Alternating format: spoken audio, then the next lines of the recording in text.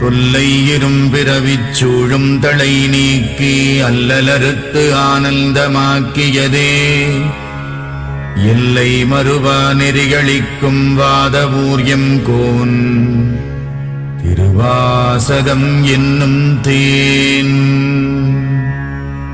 நமச்சிவாய வாழ்க, நாதந்தாள் வாழ்க, இமைப்பொழுதும் என் நெஞ்சில் நீங்காதான் தாழ்வாழ்க.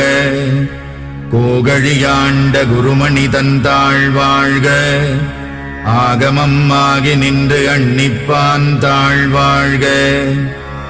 ஏகன் அநேகன் இறைவனடி வாழ்க, வேகம் கெடுத்தாண்ட வேந்தனடி வெல்க.